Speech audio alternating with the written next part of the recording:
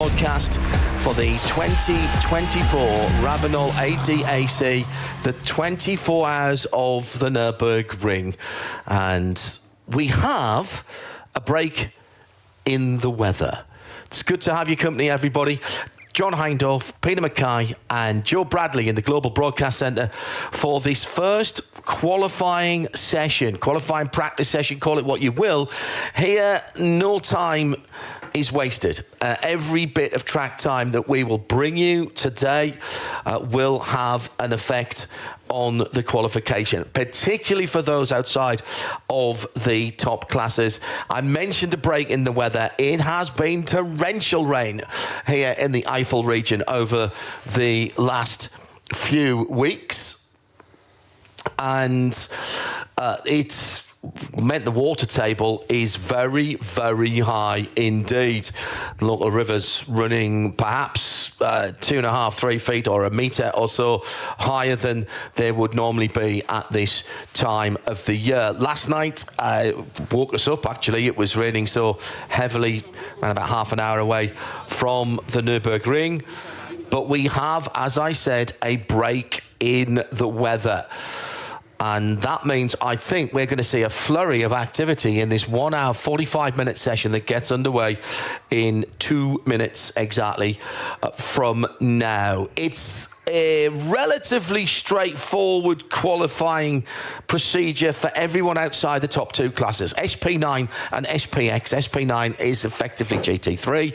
SPX is that catch-all class for cars of and around a GT3 performance level, but don't easily fit in to an homologation of that type of car. So everybody outside of those two classes, this afternoon's session and this evening's session effectively will set the grid. And with the weather as it is now and the weather forecast looking pretty poor as we move further forward in terms of it not being dry, I suspect that all of the minor classes will be out and will be out very early. Peter Mackay is directly to my right, geographically, not necessarily politically. Joe Bradley is to my far right, as an ex-policeman. That could well be either. Peter, the easy bit is everybody else other than SPX and SP9. In terms of the rest of it, we have got this very popular top qualifying to come tomorrow, which will set the front rows of the grid. Effectively, everybody in SPX and SP9 will get a go at some form of top qualifying. There's two versions of it, TQ1 and TQ2. The second part of it will set pole position. Correct. And there are a dozen cars already qualified for that.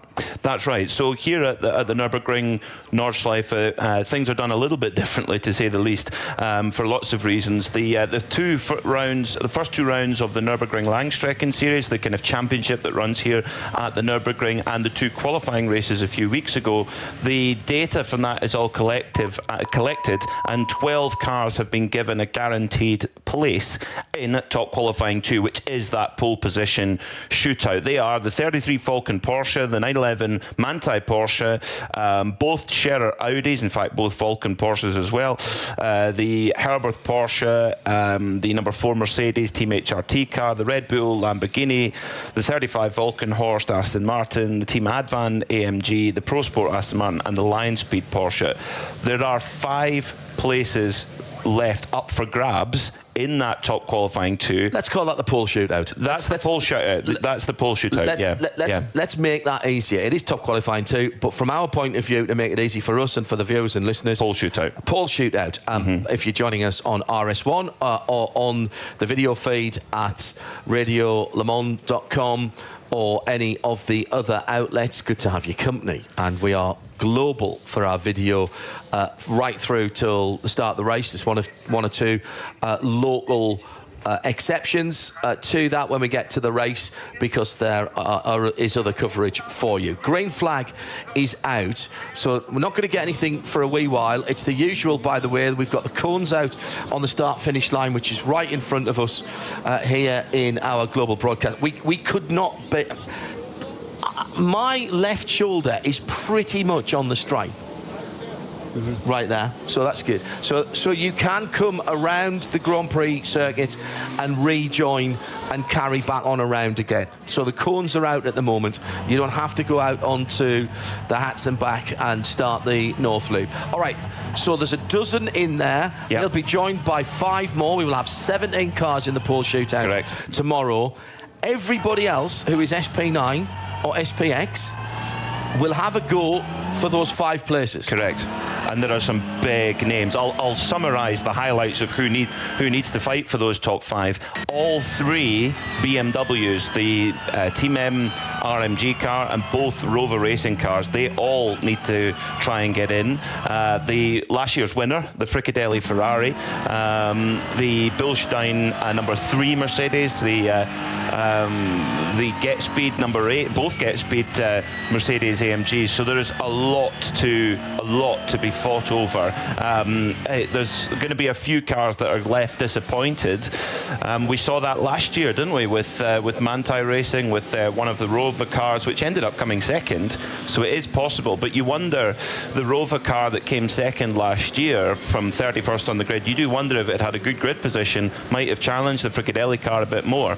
We say 24-hour race qualifying, who cares? Well, if you're at the wrong end of the top 30, you've missed the bus here. It's that competitive. Yeah. You've missed the bus. What is it? Competitive. First one of the weekend. Yeah, first one of the weekend. Let's mark that one off. Yeah. Joe Bradley is the third voice in this 1 hour 45-minute session, which has just got underway. Welcome back, Joseph. You missed history last year with the Stop reminding me. Ferrari winning. Reminding me. I'm very sad still, a year later, still sad of missing that one. Really? Yeah, very much. Has it? It's left a mark on you, that, hasn't It absolutely has. I mean, I'm a massive Ferrari fan, goes back to my childhood. Massive Ferrari fan, and to have missed that Ferrari win and not just a Ferrari win, but the Fricadelli win. Yeah, you know, Claire Sutherland. Yeah, you know, all of that emotion that we saw. Then I wasn't here. All right, now we're in 45 minutes. There were tears in the box. There was in this box. Yes, there were tears. Not the mid box. In the box. Yeah. There was a lot of emotion in this box because we were all thinking of Klaus and Sabina and the link, because that is one of the local teams. Yeah, unavoidable. And that's what you miss, isn't it? It's one of those races that we visit. We visit some pretty special places. I mean, you know, we're not that far away from the Le Mans 24 Hours, which again has its own unique ambience. But there's nothing like the Nürburgring. There's nothing like the German race fans. The culture around this area of Germany is you can smell it, you can taste it. It's incredible. Everyone's a speed freak. Everyone's a petrol head. You drive through the villages here, and there's clearly their ring car that they take out on track days, because you know I've never seen so many of those Megane Sports. RSs. People's drives, those Megane RSs. The gold-yellow coloured Megane RSs are I think we've got 92% of every one that was built here. The sad thing is, I always find coming here, the sad thing is that, you know, deep down, I'm a race fan. And deep down, I want to be out there with those other race fans. It's got nothing to do with the drinking of beer, because there's a lot of beer being drank out there. Oh, yeah. It's just the atmosphere is completely Germanic. The fans are, you walk through those fan areas that pretty much line the whole of this track, which is an incredible feat. You know, we go to places like Sebring, where you see people erect these huge structures and self-made grandstands. They bring them out into the forest here. A fabulous atmosphere. And yes, I agree, we are back to those halcyon days before BC. BC. Before COVID. Very good. I'm stealing that. 235,000 fans here last year, despite the weather. And it is Corpus Christi today, so it is a bank holiday here in Germany. All the shops are closed. They do bank holidays properly here when it is a feast day. Midweek bank holiday. I love it. Yeah, I love it. Well, Mind you, do they have to go back to work tomorrow? Most people won't. So it is bad luck to go to work after a day off. After you've been off. Yeah, absolutely.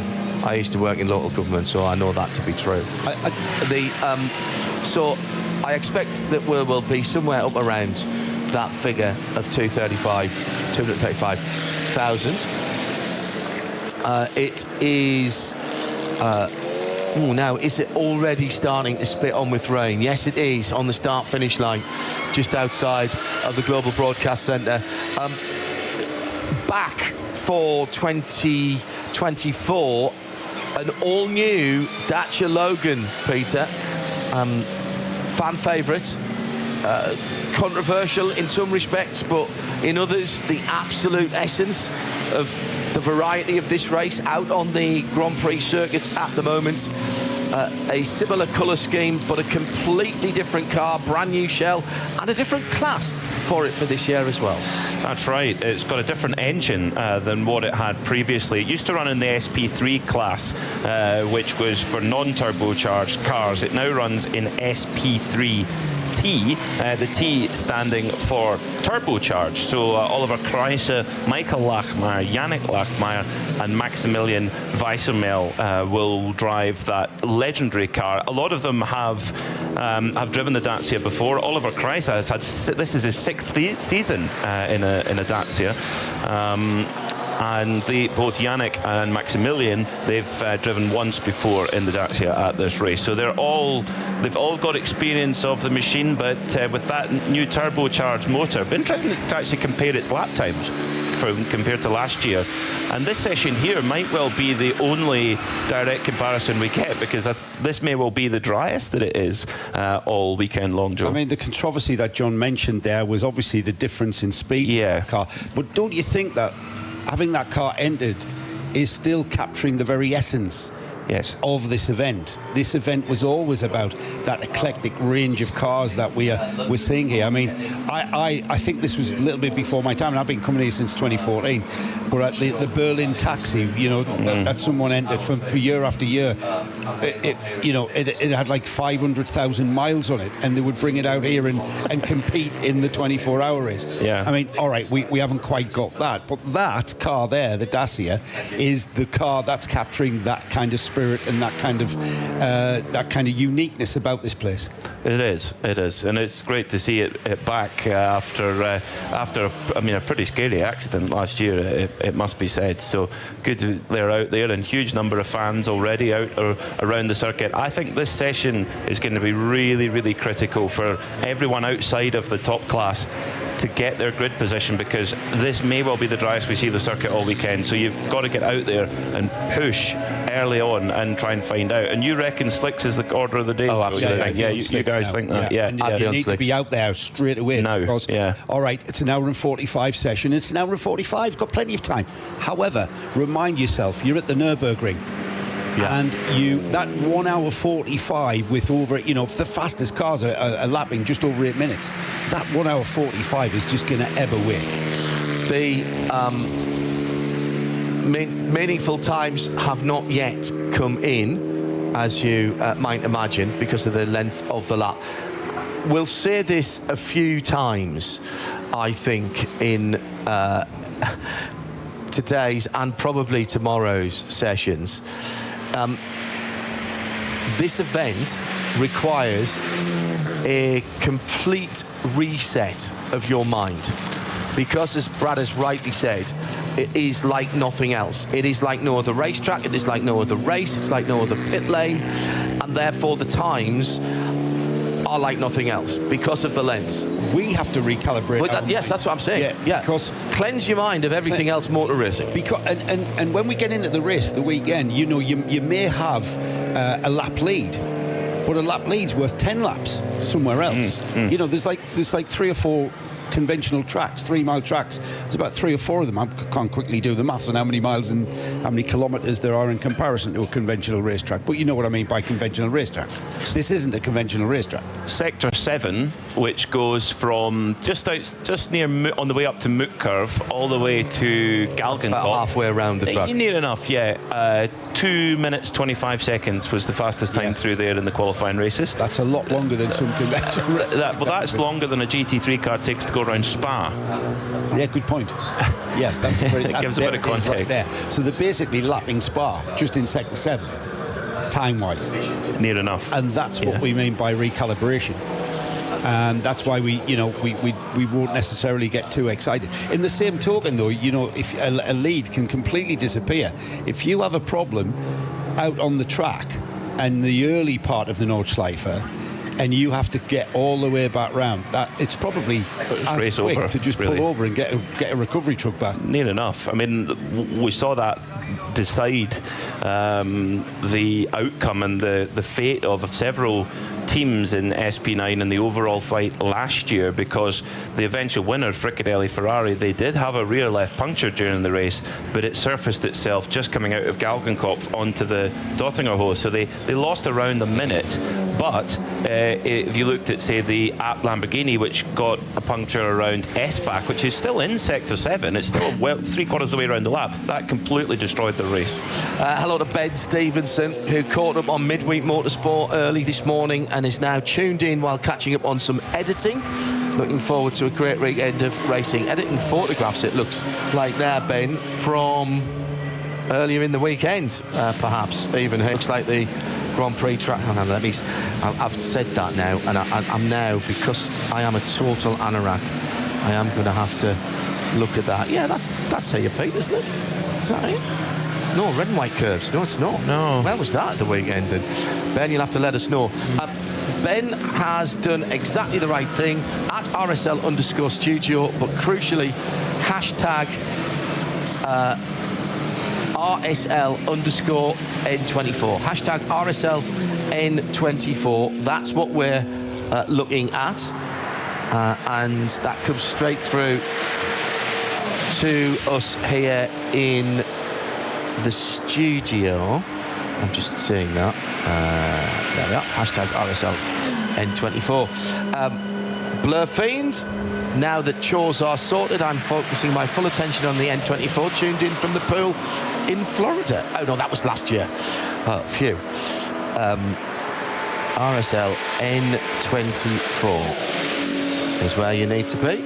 That's the hashtag. And we have a number of different ways that you can watch, but if you go to radiolemans.com, you'll see it all on the front page. First lap times coming in, they're not indicative yet. It seems that the teams and drivers just looking to get a little bit of a sighting and a look at the Nordschleife before they go full push. I think that's very wise. The fastest time, Raffaele Marciello in the BMW. Yes, the BMW, a switch for this year, of course, put the Mercedes-AMG on pole last year with an 8:09. Was a new record, 8:09.058, defeating a record that had stood for 5 years in the hands of Lawrence Vantor. So the fastest lap so far is an 8:56, so we're 48 seconds off the ultimate dry weather pace. But I think that's just purely because the drivers are going out and just having a sighting of what's what out there. As they've gone through the first sector on the Grand Prix circuit, they're now much closer to the optimum pace. Should mention as well that the configuration of the track is unique to this event. This is not the same. And the qualifying races. Yes, good point. It's not the same as a standard. As NLS, no. A VLN Slightly race. different. Got a problem for one of the GT tyres cars.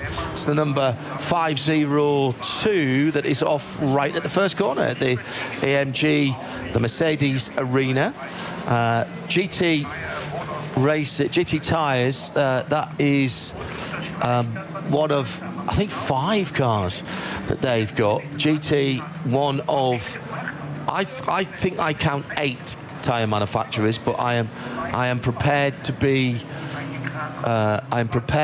corrected on that. This is the Robert Heinze, Bernd Kuiper, Maxi Iceberg and Gregoire Boutonnier, a BMW 330i in VT12 rear drive. VT12 rear drive, that's heck if you are looking. That's Maxi Iceberg, who's at the wheel right now, who had a podium in the second NLS race and 4th in class in the second qualifying race.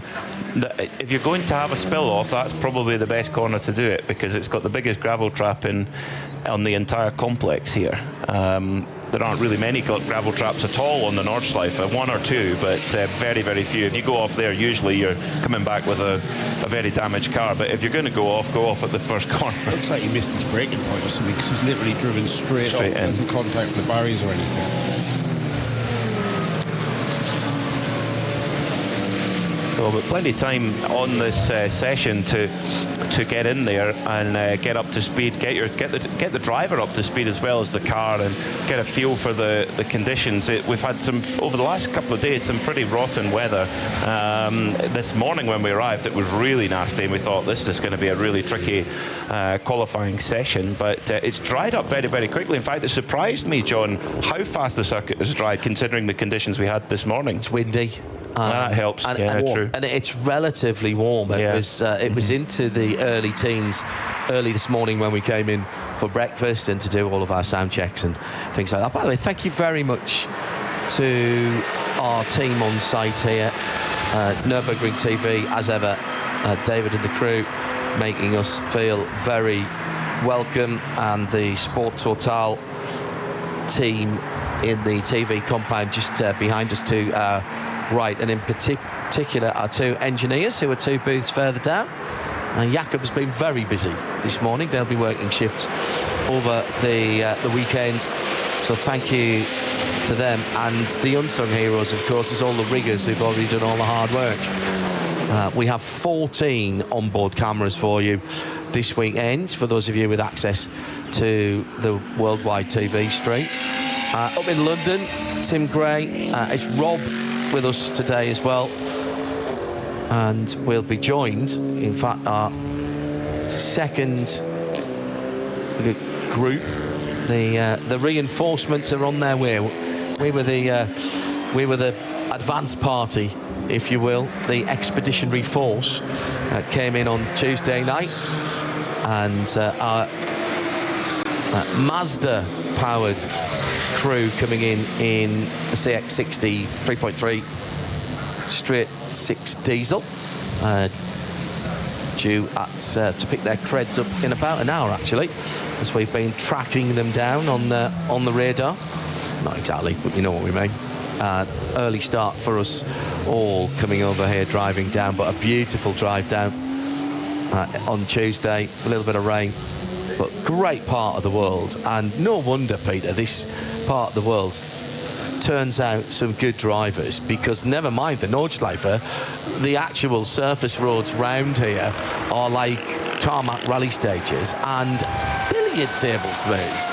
We're quite jealous everywhere we come in the United Kingdom, where the road surfaces are quite rough and covered in potholes, etc. Not so around here in the Eifel region. So yeah, big props to the local community and local authority for keeping the roads in such good order, as well as the Nordschleife itself, as far as we can see. And it should be said, the Nordschleife obviously been here since the 1920s, late 1920s. It should be said, the Nordschleife itself, built here as in some ways, a job creation scheme, an economic creation scheme for this area as a racetrack and a test facility. But the Nordschleife mirrors the character of the local roads. Very much, doesn't it? Yeah. When you see the roads, because you look at the Nordschleife, people would look at the Nordschleife. I remember in the early days of being in the States, and people on the PlayStation on Gran Turismo saying, "This Nordschleife, whose twisted mind did that come out of? Who decided?" No, it's a real track. No, it's not a real track. It's a made-up track. No, it's a real track. But it absolutely follows the form of the local roads around it. In fact, in some ways, it's toned down, because it's actually probably a bit wider. There's a lot of sections where you flat out, and then you kind of, there's a slight curve followed by a less slight curve, followed by a tight curve. Yeah. And so you're slowing down gradually. It's not a hard stop pretty much anywhere. I can't think of a really hard stop on this track, apart from turn 1. On the Grand Prix. Yeah, on the Grand Prix. Arenberg. it's still not massively stopping. Yeah, well, is it? Peter did all the work talking to drivers and looking at the onboard, and the minimum speeds here are extraordinary. So Verstappen for me would probably coming down the hill to the left-hand hairpin at Verstappen, but in the GT3 cars, 52 miles an hour. Yeah. That's the slowest point on the circuit. Yeah, that's the slowest the car will go. Yeah. And that is on the Nordschleife. That is quite a big stop because you've come down the hill, picking up speed all the way down. So you're up to what, 140? 130 round the three right-handers. Yeah. When you think about coming around when you come around the Schwedenkreuz, which is the absolutely flat 167 miles an hour or 270 kilometers an hour corner, you're braking from 167 miles an hour to 68 miles an hour in a very short space of time. At the top of Arenberg. Coming into Arenberg, So it's... there are so many places like that around the circuit. Now, the Vauxhall is even quicker than it used to be. Oh, yeah. Since it's been... That's right. Since it's been resurfaced, there's a number of that. So some of these drivers who didn't need to do qualifying have done, because of the well-publicised, and we're not going to go into this, but because the well-publicised difficulties in getting dates early in the year before this race this year, there's a lot of drivers coming into this with probably as little preparation and track time as ever before. There's been a couple of test days and people have taken advantage of that, but even so, not everybody was at the VLNs or the qualifying weekend.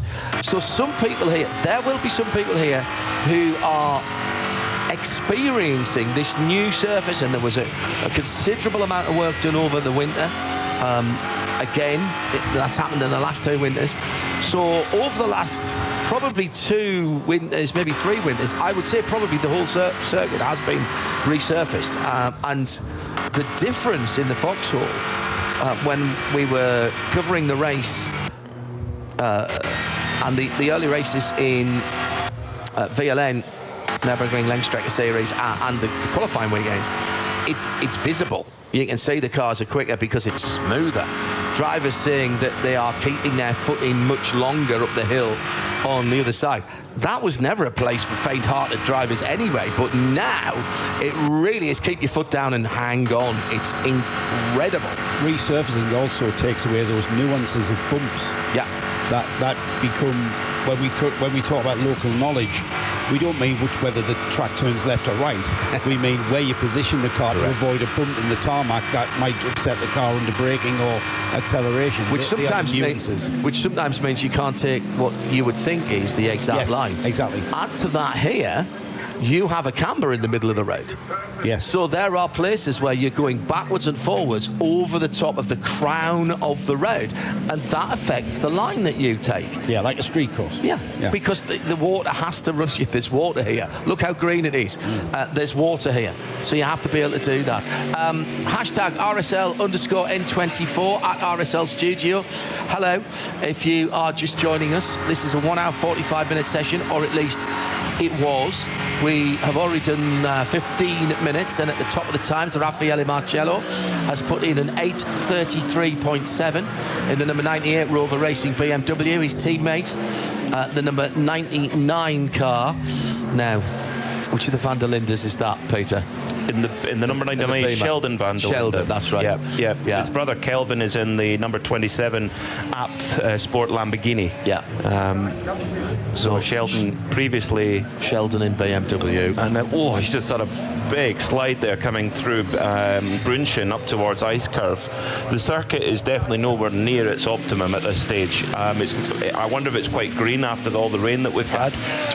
Because we are 20 seconds off the dry pace. Yeah. At this stage. Now, that might keep coming down, and the timing screen is lighting up with purple and green sectors, of course. But, and Sheldon Van der Linde at the moment looks like he's about to bring that down. But it's going to be really interesting to see how close we get to the optimum dry pace. Yes, the circuit is mostly dry, but the amount of rain that we've had throughout the last couple of days, and even this morning, the track's going to be green. There's going to be no rubber laid down, and it's going to be greasy. There's damp patches there as well. course, here at the Nürburgring Nordschleife in this race, in the ADAC RAVENOL 24 Hours in the Nürburgring, you can use a dry tyre, you can use a fully wet tyre with big grooves in it, and you can actually use a cut slick. It's one of the few places where you can do that. So some drivers and teams like to use a cut slick on when it's kind of half wet, half dry, because it just, if you go over a damp patch, it just keeps that tiny bit of more temperature in the tyre. We spoke to Maro Engel and his teammates last year about it, and he gave us some great insight into what it can do. So wonder we'll get a chat with the drivers in between sessions if we can about what tyres they put on during this session. But this is really important exploratory work for what is going to be a really unpredictable weekend of weather. It's Peter Mackay, Joe Bradley and me, John Hindhaugh, in the Global Broadcast Centre. If you're joining us for this first of our qualifying sessions this afternoon. So what we've got to be looking at here, that means I need to bring up another screen. I rapidly run out of screens. That's a bit more like it from Van der Linde, 8:25. So we're now about maybe 10 to 12 seconds off the optimum pace, and not in a perfect lap either. Quite a lot of traffic out there, and Van der Linde with that big slide coming through Brunchen.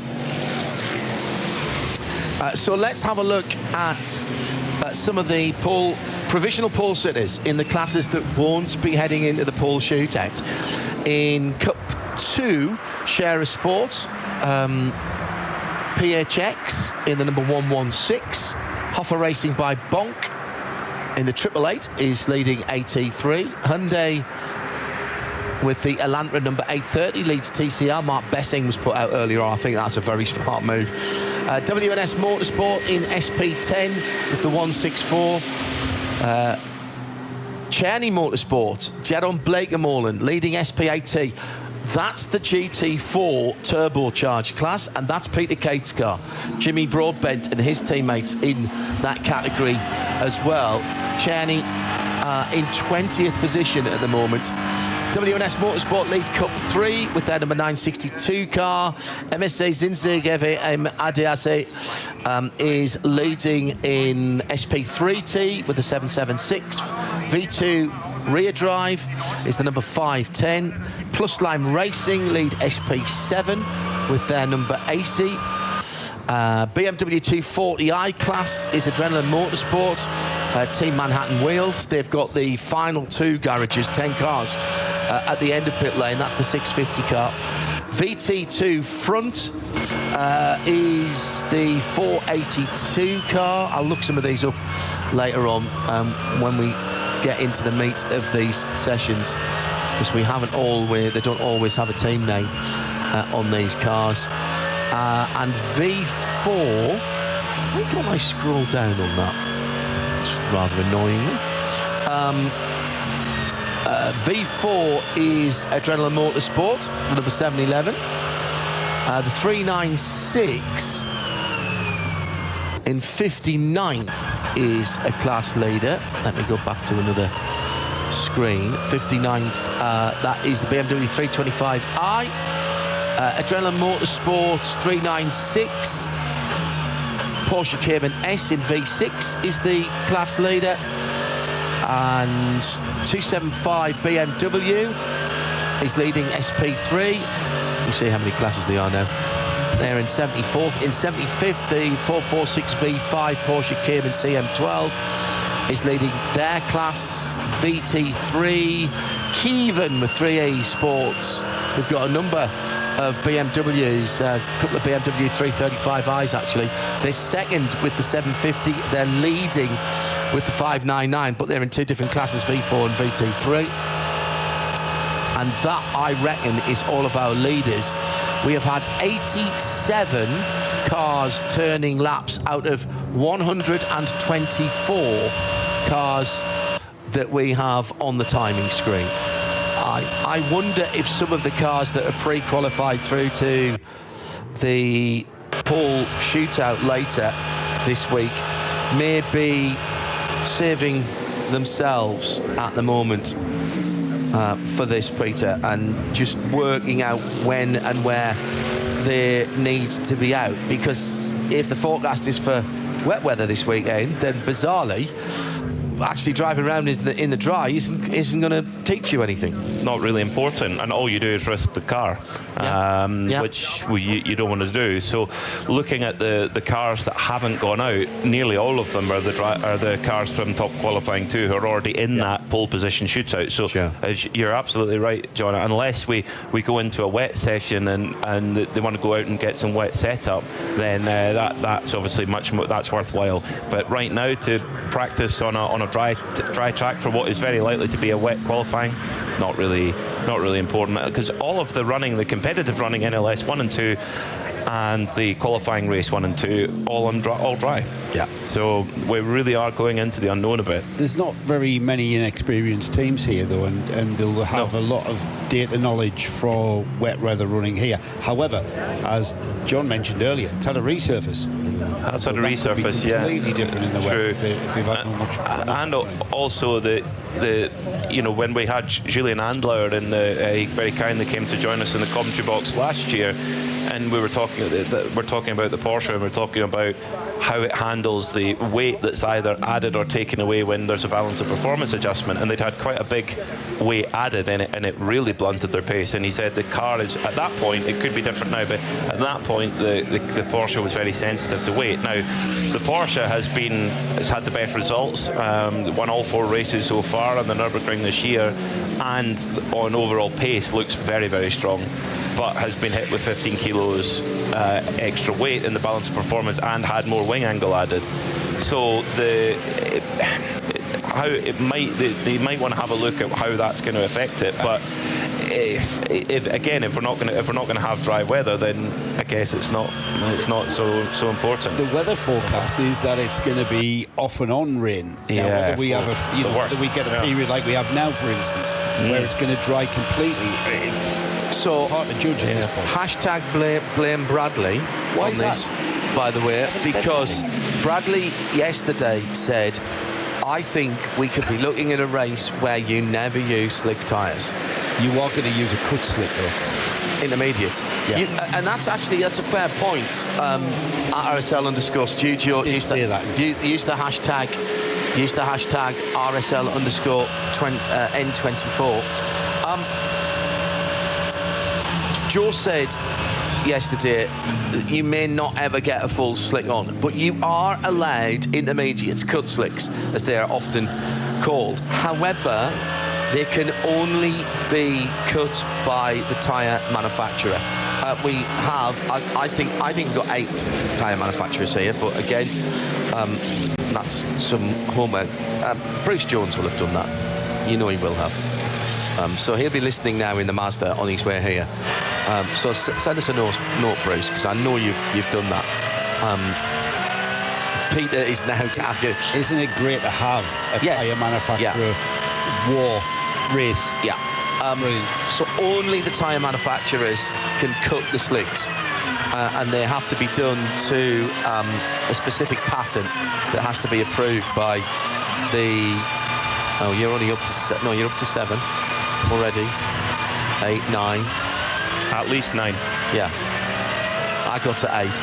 Okay, so we've got 9. We think we've got at least 9. We've had double figures here before in terms of different manufacturers. 10. At least 10. Right. Okay, we're in double figures. We're in the double figures. Right, excellent. Double figures of tyre manufacturers. Okay. One thing this year that is different, although it isn't in some respects, the difference is that this is a round of the SRO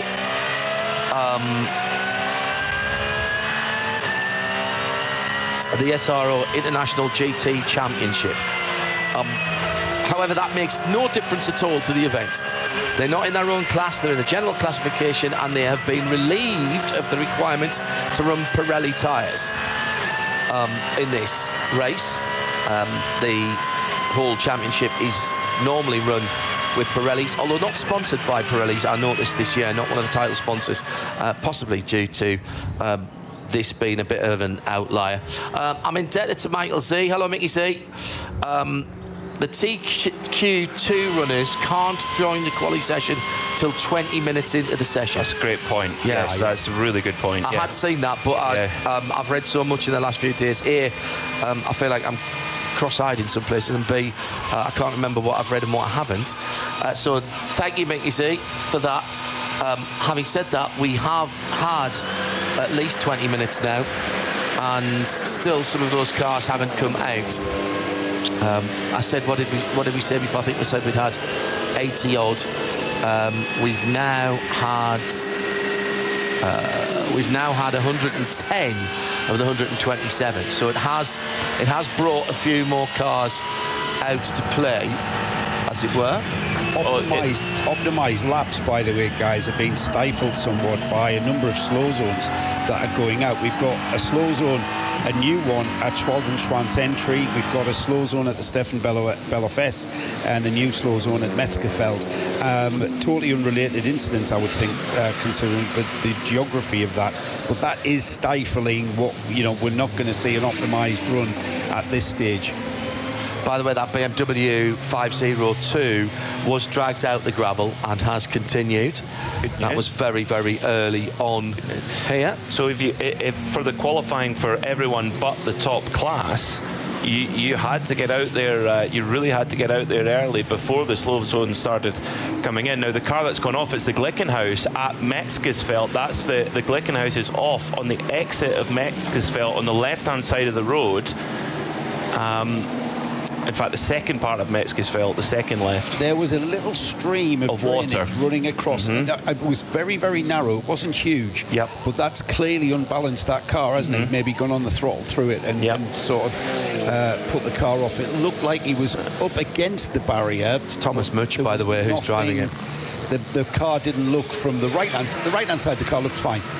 I don't know what the left-hand side of the car was nearest the back. Yeah, it's the light blue 706. The SPX entered Glickenhaus Racing LLC for Thomas Much, Frank Mir, Lance David Arnold and Colm Ledregar. I mean, that is a force to be reckoned with, that car. We've seen how quick it has been. It hasn't really been developed very much over the last few years, and GT3 cars are getting quicker. SP9 cars are getting quicker, but we know what that car can do, particularly over a single lap. That is absolutely not what they needed. They were working on that car quite late last night when we were in the pit lane for Midweek Motorsport. If you haven't heard that, go to radiolemans.com. Tim posted that, and the whole of the first hour last night was us down in the pit lane. Thomas Much has won in class at this race 6 times. 45 years old, been racing here for so many years. As Joe rightly said, that stream of water is maybe a metre wide, but it's going across the entire circuit, just where you don't want it, coming through Metzgesfeld. It's a corner, isn't it? Yeah, you're coming through, entering at 142 miles an hour, coming out of it about 80 miles an hour. So it's fast. So if someone of Thomas Much's experience can get caught out there, really anybody could. And I think that's why we saw the cars and going out and taking it so gingerly in those opening laps, to really just get a look at where everything is on the circuit. It was exploratory, wasn't it? Yeah. We're seeing where those damp patches are. Because even though it's a slick tyre track at the moment with lots and lots of dry track, there are damp patches and there are those drainage runoffs that we're seeing being developed. If it doesn't rain anymore, whether those drainage runoffs, those little streams that streak across the track, they're going to take a while to disappear. Yeah, because they will. Like John mentioned earlier on, the water table is so high. We've had so much rain here. We always have so much rain here, don't we? So that it's going to be a while before they disappear, if at all. Yeah, it's very good. Beautiful green around here. We're actually quite high up as well. That's the thing that people forget, that we are... it's the Eiffel Mountains. Now, we're not talking snow-capped peaks here, but we're up a height, and that does have an effect on the weather systems around here. Let's have a look at the times as we've just gone through 40 minutes having been completed. It's Dan Harper now behind the wheel of the number 72 BMW Team RMG car at 8:21, so time's coming down. 8:25 for Robin French in the 99 Rover Racing BMW. So BMWs to the fore at the moment. 8:31 last time around for the defending race winners from last year, Daniel Keilwitz for Frickadelli Racing in the Ferrari, the sole Ferrari this year in the race. They're back in the pits now. There were a couple of cars last year. I think rather unkindly, we've talked about this in Midweek Motorsport, people have looked at the driving talent in the Frickadelli Racing GmbH and had said, oh, that's not as good as last year. I think people that are saying that, I think A, it's unkind, and I think B, that is to underestimate the drivers in that Frickadelli Ferrari this year. Well, what you've got there is two drivers that might not necessarily have the international profile like, say, an El Bamber does, or Nicky Katzberg or what have you. But Daniel Keilwitz is really strong at this circuit, and don't forget, he set the fastest lap in the race of the entire week, faster than Raffaele Marciello went in qualifying during the race, so in the Pro-Am spec Wolkenspiegel Ferrari. So Keilwitz is impressive. Luca Ludwig, son of Klaus, former pole sitter, of course, in this event. So they do have some drivers. But Luca maybe doesn't have the international profile, but he's very well regarded here. So they definitely are going about it. I would say that the question mark is Nico Veroni. Now, Nico Veroni is a GT world champion in the World Endurance Championship. The only reason why I say it's a question mark is absolutely nothing to do with his ability. That already speaks for itself. He's won the Rolex 24 in class. It's the experience here at this circuit, and he knows that. We spoke to him yesterday on Midweek Motorsport, and he said, first time here, he says, but there's going to be chaos, and he's just got to keep himself out of that chaos, and I think that's just the right attitude. What was it he said? I guarantee there'll be chaos. Chaos will break out or something. It's the Nürburgring thing. Chaos will ensue or something like that. It was a T-shirt. I tweeted it out at the time. And by the way, the other thing is the Kreuz Pointer sisters are the daughters. Okay, right. Okay. So, and thanks to Johannes for pointing that out. You guys had already made your way back to the digs as I was sitting here in the Global Broadcast Centre, finishing up the second hour with Tim and laughing my head off at Nick's Monaco. Team by team. It's worth listening to the second hour just for that. While we're still on that Frickadelli Ferrari, it had both the Ferraris that competed or in fact all three Ferraris that competed in the race last year, they had fantastic top-end speed. That appears to have carried over this year. Now, they have had a little bit of turbo boost taken away throughout the rev range since the qualifying races. It doesn't appear to have blunted the speed, so that Frickadelli Ferrari has got some real boogie down the straight, which is, it's a very high-speed circuit here, so top-end power is really, really important. I don't know if I mentioned I was at Ferrari last week. You maybe once or twice. I heard the story. Every time we've driven past the Cavallino restaurant, I was there last week. The one in Maranello. He doesn't need any prompting. Well, anything beginning with an F. Well, Ferrari begins with F. Did I tell you I was a Ferrari? Is that a red shirt? Oh, I'll tell you another thing that's red. It's Ferrari. It's a Ferrari. Yes, absolutely. Was that Italian? Well, remarkably, because I've never been to Ferrari before, all the years working in automotive and motorsport, and went there. They were still, Peter, and rightly so, cock-a-hoop about this race last year. In a team that had no works support and no works drivers. Although they got the win, it could have been a different story because they had some damper problems in the second part of the race. Yeah, huge. The dampers were completely finished, and for the last 6 hours they really had to nurse it home. By that point they put themselves in a position where they could afford a little bit of that, but they were still run hard by one of the Rover BMWs.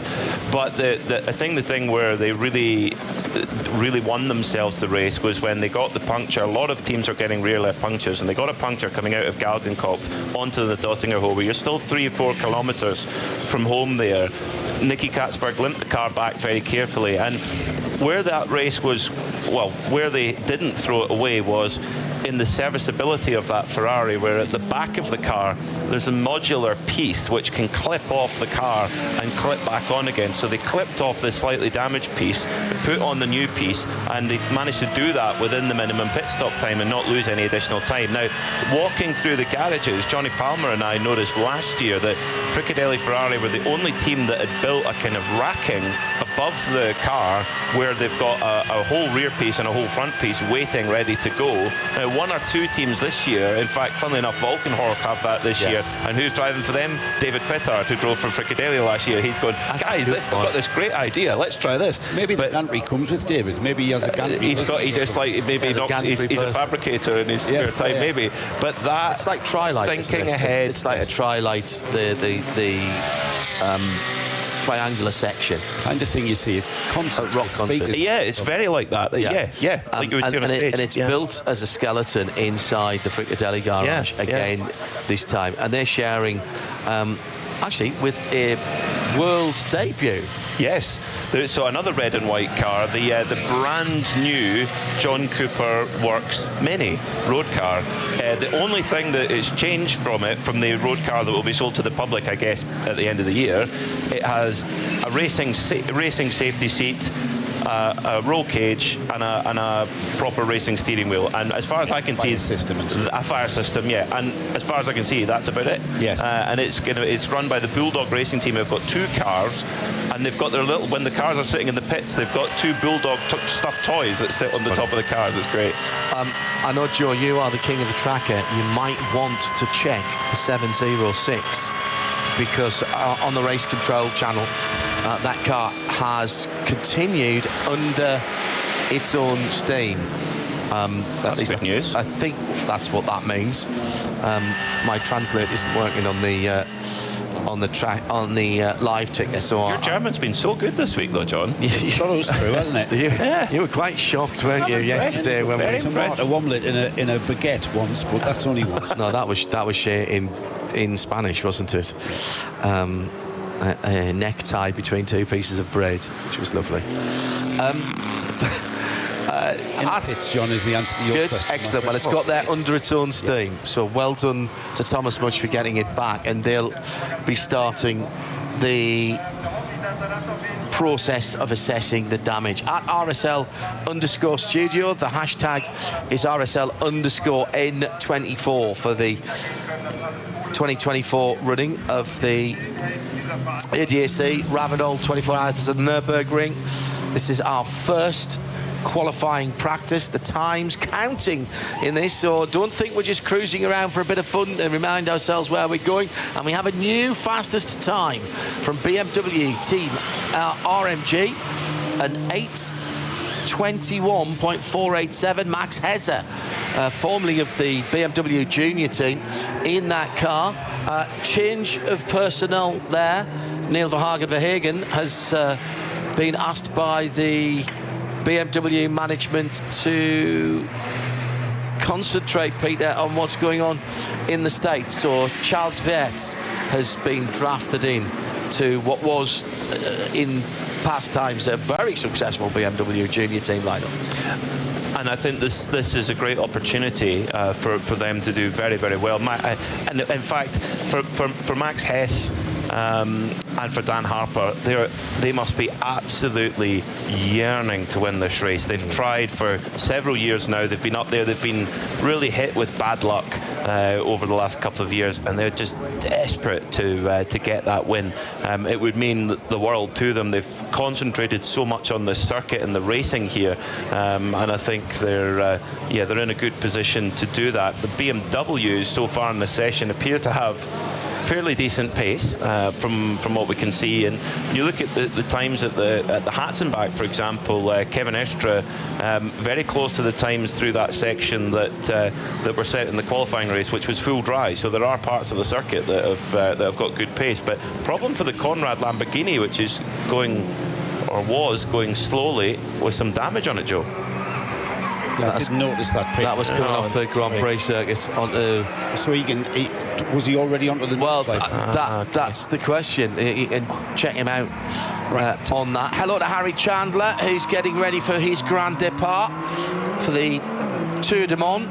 at tour_du_mans, raising some awareness and some much needed funds for CRY, which is a charity that screens young people to see if they've got any unknown heart defects that could potentially cause them problems. We've been supporting that pretty heavily, and the fundraising continues there. H, hope you're well. Just fitting some new Michelin rubber to his bike rims there. Also hello to Paul Ayling in Suffolk for half term with his son Evan, watching qualifying from Grandma's summer house hang on a minute, that's a little Aladdin's cave you've got there, Paul. Hashtag RSL_N24. There's a World War II era Jeep there. There's a really nice scooter, which, now let's see, is that a Vespa or a Lambretta? Not entirely certain about that. But the little white, and watch that at the back, that's an MG. He's got an MG in there as well. I'm very impressed with what I'm seeing there. That's doing it properly. No doubt about that. That is doing it properly. Hello to you two, watching and listening. We're unblocked all the way through to race day morning. There are some, I think there's only a couple of geo blocks around the world, but for the moment we're all together in sound and vision. RS1, if you're travelling around or if you're bandwidth challenged, you'll always be able to get, wherever you are in the world, you'll always be able to get the audio. And despite the fact we're doing the World Feed TV, we'll make sure that the audio makes sense for you, as we always do on Radio Show Limited broadcasts. So anybody who says, look at that, or, ooh, I've never seen anything like that before, we do have a large telephone directory in the booth, which we'll be slapping people across the back of the head with. I will be writing out the list of things that will not be said. As we can see, we're on board with. No, we're not. We're sitting in the booth. All of these things will be outlawed this weekend. There are financial fines and worse. Forfeits. Food fines. Food fines, yeah. No more schnitzel. No more biscuits. Schnitzel ban. Schnitzel no more. Yeah. Not in the Proclaimers song, that. No. Which I thought was... Well, we are going to make a Proclaimers reference in the Youngtimers race. First ever time, I believe, covering the Youngtimers race in English language. We kick off on the World Feed in the morning, on Saturday morning. Let's see what the time was, I can't remember. Around 9 o'clock. Yeah, 3 hours of race here, thank you. Where we've got a Hillman Imp, the Scottish Porsche 911, taking part in the 911. Linwood no more. And there is... That is actually offensive. Is it? I think it is. True. Having worked on Hillman Imps, all those Where's the engine? horrible things. Well, that's the only similarity. The fact that four wheels and steering wheel. Dead easy to work on a Hillman Imp because it was about 4 bolts to drop the engine out. That's the thing, John. You were constantly working on them. Joe, that was 1960s cars all over. They kept blowing the head gaskets because they're all aluminium engine, and when you took you couldn't just put a head gasket in. You had to skim the block and skim the head. You're eventually running around with about 50 cc's. 975s originally.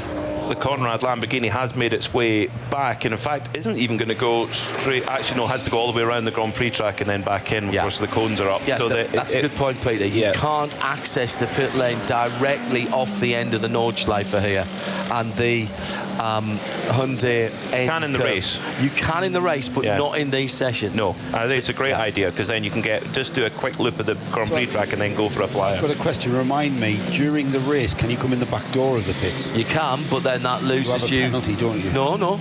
It just loses you the time. So basically, you go across the line. Let's say you were on. Oh, and there's something else we need to talk about. Let's say that you were on lap 127, and you've come in down the Nürburgring. You've got 3 laps left of fuel. You go across the start line. You finish lap 127. You're going on to lap 128. As you're coming round, maybe through Michael Schumacher S, oh, hang on, I've got an oil pressure warning. I need to come back in the pits. I'm not going out on the Nordschleife. So you come through into the back way. As you come into the back way, it will drop back to 127. Right. So you restart that. So you've lost that time. But that's fair. That's pretty fair. Absolutely. Something that we noticed in the regs that was a change overnight, Peter, this is a bit of a hark back to the 1920s and the beginnings of endurance motor racing, both here on the Nordschleife and at Le Mans. You're not allowed to add any fuel in the first 5 laps of the race. Correct. As you complete lap 5, you can come into the pits as you're about to complete lap 5. The reason for that is we might see teams changing tyres in those first 5 laps from, say, dry to wet or wet to dry. So that regulation has been, what I can see, has been brought in overnight to say that you've got to wait until the end of lap 5 to fill the car up. The Conrad Lamborghini has suspension damage. It's crabbing along the Grand Prix track at the moment. A very concerned-looking Franz Conrad in the pits, watching his car being brought back. Now the driver at the moment in that number 7 is Moritz Kratz. Thorsten Kratz. Sorry, not Moritz Kratz. Thorsten Kratz. It's hard corner, so whether he's been off and contact, although there was a little fin there. That's had contact. Had some sort of contact. Yeah, I think he's had contact with the arm core or the tyre wall somewhere. He's done really well to get that back. What you'd worry about there is pulling the drive shaft out.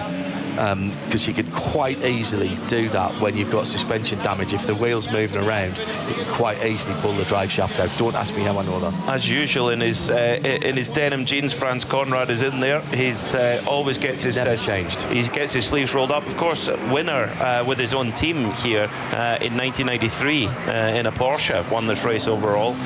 So Conrad, a winning crew in the past. Got some news for you from down in the pits, our hard-working team, from that incident we saw earlier on with the Glickenhaus. Their race engineer Dario Pergolini. It was indeed the water stream running across the track. He was driving directly behind another vehicle and lost control, hit grass, did not really crash, but as the grass was wet, he couldn't get out on his own. He didn't hit the barrier. He was pushed and able to get out again. They're checking the car over at the moment. Also a similar problem for the Porsche 911 GT3 Cup number 112. That is one of the... Is that one of the Kate Kramer cars? It was Jacob Riegel who hit a wet patch in the Foxhole exit on the first lap. He did hit the guardrail, but he brought the car back to the pits under its own power. Didn't need any recovery there. So it is still tricky out there with, we're about halfway, no, we're exactly halfway through this 1 hour, 45-minute session.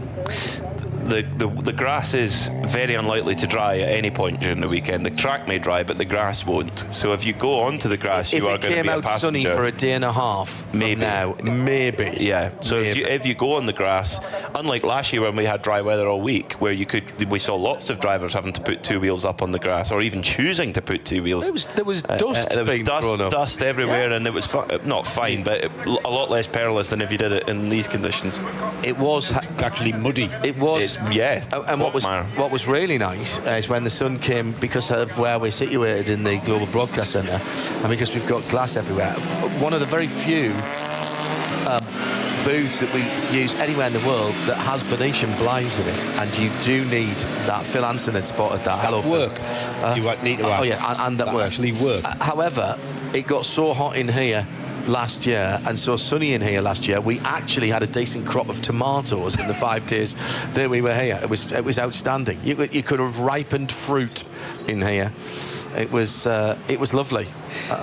But you've brought the rain this year. It's #blame Bradley. Yeah, it seems to be the theme. Yes, this year. Well, I'll accept responsibility. We talked about how people needed to get on with it in this session, because that 1 hour 45 minutes would disappear, and that 1 hour has gone. Just under 45 minutes to go now, and it's getting very busy out there. People beginning to trip over the slower traffic and the like. Certainly, as they sort themselves out before they get onto the Nordschleife and onto... You know what? Mentally, this track, you have to attack every single part of this track. And it's kind of like the mentality of the Grand Prix part of the Grand Prix track of being the warm-up before the Nordschleife. Isn't that at all, is it? You've got to optimise every single braking area and every single turn in, and I always think it's interesting to see how many people make mistakes on the Grand Prix circuit. If you're going to make a mistake, make it on the Grand Prix circuit. Well, but you don't want to make a mistake.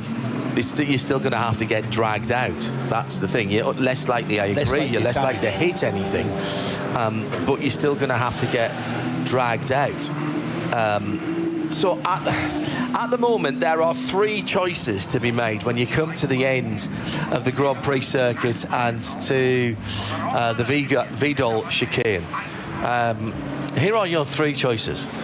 Option A, turn left and head onto the Nordschleife, down to Sabine Schmidt's curve and onto the Hatzenbach.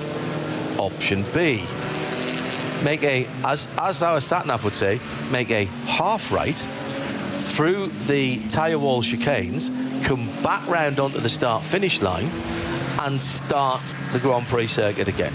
Or, option C, make a full right into the pit lane and come back into the pit lane. Those are your 3 options at the moment. As a driver, that's not going to be your decision. That's unless as a driver you've I've got a puncture, I'm coming back to the pits. Problem. That's going to be on the direction of your engineer and race director. You've probably been told that before, so it'll be, hang on, got a problem for, what's that, an A92 BMW? 650 BMW M240i. Oh, it's a 240, right. Yeah, running on Goodyear tyres. It's Adrenaline Motorsport, Team Manhattan wheels. It's gone a bit wide at the hairpin, up onto the grass, manages to keep it going, keeps the boot in. Well done. But you know what he's done there, down at the Goodyear curve, so that's twice we've mentioned his tyre manufacturer there. Yeah, we have got them in. Yeah. Who was it? Was it Sven? Alessio Piccarello. Sorry, John. Alessio Piccarello got onto the grass just in the Falcon 33 Porsche, and he was a passenger, one-way ticket to the barrier there. Just skiffed off the barrier, but Alessio Piccarello, it looked like he would be able to drive away from where he was. Didn't quite catch exactly where it was, but so it's tricky out there. And or are people beginning to push a little bit? Yeah, also. Ex-Müller? Yeah, he's got going. He's coming around Ex-Müller now. So that, would have been Metzgesfeld where that same issue was for with that stream of water. Across the We mentioned just how high the water table is at the moment. As we drove in this morning, roads were damp. There was still a bit of moisture in the air, but what we did notice was standing water and water running across some of the public roads. It was Philipp Stahlschmidt who will give that credit to getting that BMW, the number 650, out of the gravel, kept the wheels spinning, didn't he? Currently second in the BMW M240i class. That class designed specifically for the Nürburgring races as a 235i, as it was. It was BMW's M race car entry, and they started off as 235i's. They went up to 240i's and got an extension on their homologation. I'm going to say 2 years ago. It might even be 3 years ago now. Not that the engine was changed, but it did get more power. In BMW M Speed, they optimised the power output electronically. So the chip did, basically, on that car. And there were some slight changes as well. There was an upgrade kit for the aero and I think the interior, the instrumentation as well. And it has been a great series. And I know that Bruce Jones and Johnny Palmer, when they're together, or Bruce and Snowy, when they're together talking about the NLS races, I think last season, towards the end of the season, after post N24, I think every single BMW 240i class race went down to a last lap pass for one of the positions in the top 3. normally that could be 7 or 8 minutes after the checkered flag for the leader, of course, But if they've been just in front of them. That's it. Exactly what PMAC here was saying earlier on when we opened the show, that if you are out of qualifying, you might think 24-hour race to qualifying, what's that got to do with it? But that's how close things are. Oh yeah, right at the end of it. That's at the end of the 4-hour races. You know how I'm a massive advocate of endurance races being won on the pit wall. That's why the likes of Fricadelli have got a rear deck ready to deploy if in that moment of adversity they can speedily make that repair. Okay, let's see what we can find out about that number 33 Falcon Tyres car. Peter is convinced he's nailed his colours to the mast, and they are a lightish blue for Falcon. Impact for Picariello, the Metzgersfeld area, like many of his GT3 colleagues, due to the stream still flowing across the road. So we made a bit of a leap of faith there. Whoever that is that's messaging in, he's picked a cracking spot to watch from. Yeah, absolutely. Who was it again? Double thumbs up from Klaus Abelin for the owner of the Fricadelli team, and he looks like a very happy man. No wonder, because his driver right now, Nico Veroni, said the best sector of anyone in Sector 1, and that car looks like it's an absolute rocket ship on the straight. More news about that Glickenhaus issue. This from Lance David Arnold. So I've been in contact with Glickenhaus for a long time now. Paths have crossed again and again. We've decided to work together this year. I'm having a lot of fun, just something different. The spectators seem to celebrate the car, and the team spirit that Jim exudes is sensational. We can also sort things out here through what he says in inverted commas is informal channels. It's a completely different way of working. We used exude when talking about Jim the other day. He just absolutely radiates. Isn't he something else that is the very spirit and essence of this race? Axel Jana in the number 410 green Cayman GT4 Club Sport. Cayman S. Is it Cayman S? Right, okay. GTS, excuse me. I think he might have got a bit of... Did he get a bit of help in the spin? No, he was off on his own, just coming down through the end of the Vidal chicane, kept the power in. 3-time winner in class here at the N24. Oh, big lock-up on the front left as he came into that the Vidal chicane. He's done well to get it out of there. Everybody running on slicks, by the way. If he came off the brakes, he might have made the corner. But he's telling himself, I'm not going to make the corner. He's got the carbon ceramics on that car, as evidenced by the yellow calipers. That is a very standard road car class that he's in. Is it? So ABS? Oh yes, yeah. ABS carbon ceramics. The ABS there, well and true. Well, that might suggest that the ABS wasn't working correctly. That's probably what's caught him out. Yeah. He's gone onto the pedal. Thing is, Joe, when you're in an ABS, just front left as well. When you're in an ABS car, could have had a sensor failure. When you're in an ABS car, you're expecting the ABS. Well, and if you're not using the ABS right up to the apex and sometimes beyond it, then you're not getting the best out of the car. What you mean by that is you pummel that pedal as hard as you can. Oh yeah, absolutely. Your thighs. You need Chris Hoy's thighs. Chris Hoy when he was Chris Hoy's thighs when he was an Olympic cyclist. You really do. You can't push the pedal hard enough.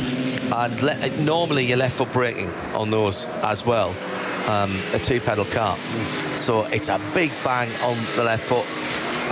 You haven't got any aero to speak about on those road-derived cars, so it's not as if you have to slightly feather off as the aero comes off, so you're hammering that all the way up to the apex. You're using that to help you rotate the car. Right, some more new quick times. That inexperienced rookie driver for Fricadelli's just put that car's fastest time in. Nico Varone, the Argentinian Italian, in the number 1 car, down to an 8:22.766. Top 5 now separated by just on 1 1/4 seconds. Top 3 by half a second. And the top 3 are the number 72 BMW Team RMG, the number 11 Schnitzelarm Racing AMG GT3. Schnitzelarm, by the way, all schnitzel all day restaurant group. how we've never been to one yet. Yeah, Peter ate his weight. Serious failure. Yeah. Peter ate enough schnitzel yesterday. He was hurt by the fact that we got our creds so early that the petrol station next to where we get the creds, who do a phenomenal breakfast schnitzel in a bun and a nice coffee, they didn't have them ready. He was hurt. He was hurt. He was actually hurt. Yeah, Physically hurt. He felt the need to make up yesterday and ate enough schnitzel to at lunchtime to feed a class. I was totally let down as well because, of course, I wasn't here. So I didn't experience it. But you guys had played it up so much. It was very good. I didn't want to leave. It was a great. I was prepared to wait. Yeah, there's a class of school children somewhere in the Eifel region yesterday who didn't get fed at lunchtime for what Peter ate, and he enjoyed it. It's very simple, just done in a lemon butter. Clarified butter, lovely. Lovely. So that's Schnitzel out in second place. Mantai and the Grello number 911 in third. So that's the top three separated by half a second. Then Nico Veron's time just in the 8:22.7. It's 21.6, by the way, at the top of the time. Charles Wirtz is back into the number 72 BMW. Fifth is the Red Bull Lamborghini. That's Kelvin van der Linde now in that car. So the brothers weren't out at the same time, I don't think. Number 27 Red Bull team Abt Lamborghini. He's a second and a half away on a 23.0. 23.8 is the best time for the number 98 Rover Racing. 34 Valkenhorst Aston Martin. Aston Martin switched to Valkenhorst switched to Aston Martin Vantages, if you didn't pick that up. And they have got the Evo car, Peter, haven't they? Valkenhorst do, they have three of them. Yeah. Big, and I mean, you think the investment of that to switch manufacturer, to have three chassis there with the new Evo kits on it, and the 34 car particularly, which is the Pro car. The other two are Pro-Am entries. Christian Cronjes, Jakob Germisiak, David Pittard and Nicky Thiem. David Pittard and Thiem, of course, former winners of this race overall. So a huge move. I mean, Valkenhorst, their business is Henry Valkenhorst's business as a car dealership is hugely connected with the BMW brand before you even get into the racing. Incident on track. It's the number 55 crossbow that I was just about to say. We've got a Daytona prototype in the field until the perspective came into view. But he's just had I was going to say a harmless spin. Not so harmless because the rear deck has contacted the barrier and gone askew, so that might have damaged the clip that fixes that rear deck on. But the number 55, I'm just finding out. It's on the Grand Prix circuit and under the Falcon Tyres Hyundai Bridge with 31 and a half minutes still to go. He's hit. He hit one of the BMW M240s there, pulled out across the track and left them nowhere to go. And there was a little clip which has done damage. No, excuse me, it was a Porsche. And it's done damage to the left front of that crossbow. Now, what I can't tell you is how much of that damage was done already, but there's lights hanging off that car now. It was heading up the hill to, I think it was the Schumacher S, actually, that happened. And now there's a light bar that's hanging out. Now, the original incident, coming out of the Goodyear hairpin and going up the hill, he loses it and spins round at the bottom of the hill. That's all fine. He hits the tyres gently. I don't think there's too much damage, but as he pulls out, clips the right rear of one of the Caymans going through and takes out a light bar. And there's absolutely nowhere to go for that Porsche. That is poor driving. And that is a really experienced driver. That's Lucas Stoltz. No, Lucas Stoltz is in the Mercedes. Christian Gebhardt. All right, well, he's very experienced as well. Yeah, Christian, many-time winner, four-time class winner here. His 18th start in this race. And he also does a lot of the sport auto test drives around the Nürburgring with road cars and some race cars too. The thing is, though, it's a central seating position in that KTM. The visibility can't be great. You would suspect in Christian's defence, but you would suspect him to be on the radio. But it's a busy track out there. But thankfully, that wasn't any worse. That could have been a much worse. That's yes, absolutely. Both cars have continued, but I think that Porsche's got right rear suspension damage. Let's take some more quotes from the pit lane. this again from Lance David Arnold. So I'd be lying if I said I wasn't feeling really good. The grandstand already full for a Thursday. It's right there. So I haven't been out yet, but looking forward to the first lap. All the positive, crazy stuff, you get goosebumps no matter how many times you've done it before.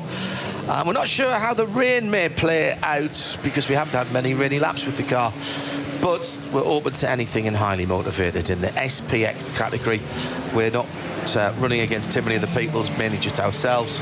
Obviously not fulfilling for any driver, so we want to get on the GT3's nerves as much as possible. Max Hesse, having set the fastest times a little bit earlier in the number 72 car, Charles Vert's now behind the wheel, said he, let me see, I've lost it there for a moment. He said, we can't complain at the moment, we've only just had the first qualifying, a lot happening. Track isn't completely dry. We're going to complete all of our compulsory laps first so that we have more leeway this evening. Smart. David Ackerman's Porsche down at the GC chicane went off. I think we mentioned about that. And this from Dylan Pereira, who's in the number 116 GT3 Cup car. Heck of a class. The GT3 Cup class. My first laps, Dylan said, were dry, which I didn't expect. A few places were damp, so you had to be a bit careful not to throw the car off the track. Going to get back into it a little bit here. Everything is brand new again. The car feels good. We're doing pretty well in time, even though we didn't push, so I'm happy. We'll keep working and hope that the weather holds. Just my second 24-hour race, he says, and so he is excited. Last year he said I came second in the class. We're trying to top that now. Driving a big team like Scherer makes it even more special. For me, this is my home track, and it's crazy to see what the fans are doing out in the forest. Standard. I've got a bit of a comment from one of our Nürburgring 24 super fans. He's been here many times. English. Oh, by the way, hello to Sarah Rigby as well, who is tuned in. Hello, Sarah. Well, hello to Darren Wood, who's been listening in from the very start. He's usually here. He's not here this year.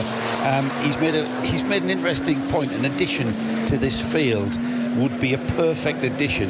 For Chevrolet to bring their Garage 56 entry from last year and have that car here, or better still, bring 3 or 4. Can you imagine that? That would be phenomenal. I caused a bit of a stir last year by saying, never mind GT3 at Le Mans for this year. Can we just have 16 of those? Yeah, absolutely. Because, frankly, there's no point in having GT3s at Le Mans if you can't have AMG and Audi, and they can't because there's not enough space for them. So let's do something completely different. Interesting that you mention Chevrolet, because Chevrolet and Ford drivers, there are some here who have been released from their factory contracts. I have seen people who normally would be wearing the bow tie on, not evening dress. Not like Mike Hawthorne. Yeah. I say hello. Yeah. The Chevrolet bow tie logo or the Ford Blue Oval, who are in not undercover but street clothes. Oh, you mean like on a research mission? Yeah. Mm-hmm. There were some people here last year.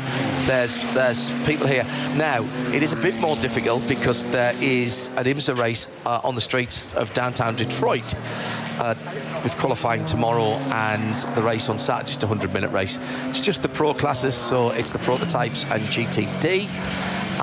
21 cars on the streets. We'll have qualifying and the race for you over on RS2 and in sound and vision as well, of course.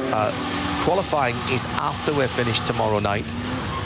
The race is during this race, which makes life interesting for me. However, we'll make that work. So my point being, obviously they're on the streets of Detroit this weekend, so there are there's quite a lot of stuff going on there between those two brands. And this race weekend doesn't move. It's always situated around the Corpus Christi bank holiday here in Germany, isn't it? One of the two main bank holidays. It has been known to move to the earlier bank holiday, but it's always on a holiday weekend here. Not everybody off in Germany. But a lot of people are off, and taking tomorrow off here, they call that Recovery day? The bridge. They call that the bridge. People are say, are you going back to work? No, I'm doing the bridge. So... you know what? That's brilliant, isn't it? Four-day weekend. I like 4-day weekends. Yeah, I miss them. Well, you're retired now. You don't get any days off at all, do you? No days off, no bank holidays in my world, mate. No. Just another day. Yeah. More improvements at the top of the times as Felipe Fernandez Laser in the number 1 Frickadelli car now jumps in. He's just done a 22.766. That was Verone's lap. That was Veroni's lap, was it? Okay, so he's just got out. Oh, yeah, that was last time around. Just hearing, by the way, from Davey Uema, Sports Car 365, who we'll be hearing from during the race as the Dacia has pulled up on its way back into the pit lane, that... now, let me see. That is Colin Cesarani? I'm sorry, I don't... Casarani. I don't recognise that name, but a late addition to the Conrad Lamborghini. So it's now a 4-driver crew. Carezani. Colin Carasani. Yeah, yeah, he drove last year in the in one of the Mercedes, in the Schnitzelalm Mercedes. Very good driver, Dutch driver, who's come up through kind of small front-wheel drive cars in the Benelux region, like Fiestas and things like that. Really fast kid. Really fast kid. Yeah, look, great so to see him back again. Yeah? Yes, yeah. Okay. Anybody who can pedal a Fiesta's all right by me. Raining at Metzgerveld and Versailles, we're hearing. So Joe's weather app strikes again. Yeah. You were right, that's what it predicted, wasn't it? 2 and 2:30. Right on now. Spot on. Robin Frines talking to our pit reporters, saying that the number 99 BMW M4 GT3, he says, I've still got to get to know this car after 7 years with Audi. It's a bit different for me to drive. I'm a little bit off the pace of the guys who've been driving this car for a long time. Not much, but still got a bit to learn. Track has been dry so far with a few damp spots in the race. I think there'll be a constant change between wet and dry. I think he's right. The KTM Crossbow, it was Christian Gebhardt behind the wheel out of the Goodyear hairpin, and it was the 444, the Korn and Fassbender Porsche Cayman CM12, the Adrenaline Motorsport car, that was clipped on the right rear by that car. And by the way, thank you for that from Davey Uema, from that addition to the cod. We'll get a full list probably this evening of drivers. Hope so, because I've got a lot of rewriting to do after my initial you've copy. done it, Jeremy Shaw. You've got full colour key, do you? Oh yeah. I've got orange for class winners, yellow for overall, and various other scribbles. The always a good indicator of what's going on is what is happening to out in the forest, what is happening to the spectators. And when the wet weather gear starts to go on or the umbrellas start to go up, then you know it's getting damp, and that is very wet running up to that's wet. Schwedenkreuz at the moment. Heavy rain, so wet. So anybody out on slicks now will be tottering back. And the problem is, of course, if you slow down, you lose the heat from the tyres, and you don't get the advantage of the downforce of the GT3 car. It's a vicious circle. It's a slippery slope. Oh, so very good. There. Yeah, at Arenberg. I think it's right. With 20 minutes on the clock, park it. Is it worth going up? No, park it. Yeah, the team manager's going box.